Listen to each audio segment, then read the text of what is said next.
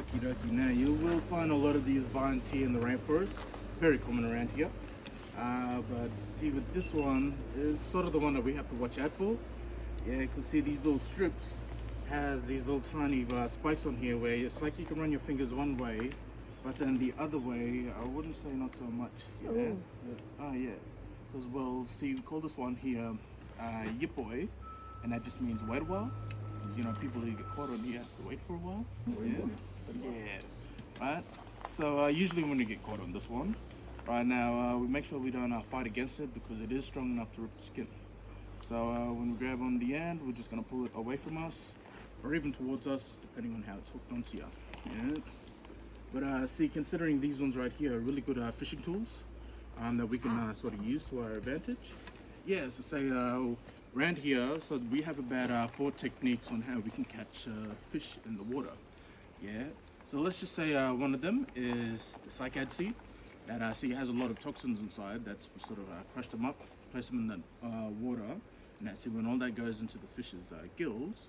You could say it's like a water version of a knockout gas. Yeah.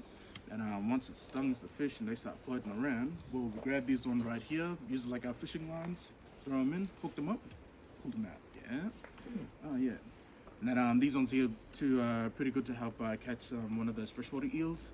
And there's a sort of basket that's a little bit similar to like those stoppie bottles that you can get them at shops.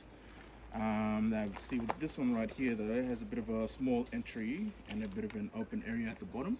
So when we place our baits inside, see we grab these little strips to weave it in a way of it going right down. Just so then when you put the basket in the water and at the eels somehow can smell that, wherever they're hiding they'll go out. Once they go inside, have a little bit of a nibble, they can always wiggle out. Yeah. I see when they go in, it's nice and smooth, they don't take notice, but it's just when they do try to get out, once they get caught in all this here spikes, they got no choice but to go straight inside, hang around at the bottom of the baskets. Yeah. So when we see that, well, we got some lunch for today. Yeah. Yeah.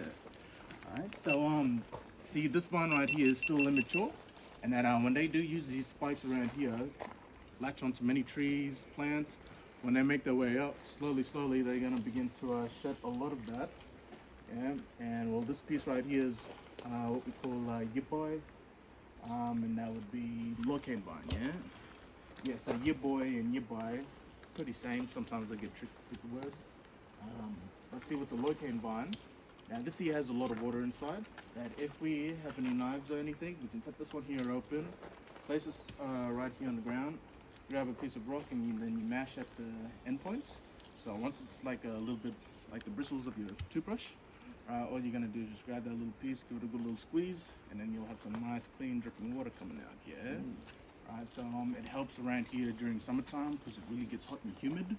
Yeah. Sometimes the boss be asking me if I'm going for a swim. That's just me sweating. Yeah. Yeah. So I always use guys. Working in the office is much more better working outside here. Yeah. Right, but see this one right here though. Now with the locane vine is the piece that we use to make the frames of our huts. Yeah, this one right here. Back in the days, schools used to be really strict, right? So you couldn't muck up or anything. Well, that's what they would use for their canes to, put the students back in line, eh? Yeah, it's a pretty crazy right here, but yeah, very good source of water. There's so many in there that say if we had a good sized mini bucket, by the time we go out and around here, finish off our hour and a half tour, and we come back, that little bucket right there is going to be filled or poured away with all this here drinking water. Yeah. Oh yeah. So we can grab that and have a good little drink of it. Yeah. Not too bad this one. Yeah, not too bad. And that to always make sure we keep hydrated too. There's a little bit of a fruit that grows on one of these ones here, and that the fruit is like no bigger than the size of the pinky nail. When it's nice and yellow, so we call that Jaramali Mai, thunder fruit. So you grab that there, take away the skin, and if you pop it straight on in, it tastes like lychees. Yeah, yeah, and that just helps bring the saliva in, so the mouth isn't too dry when walking around here.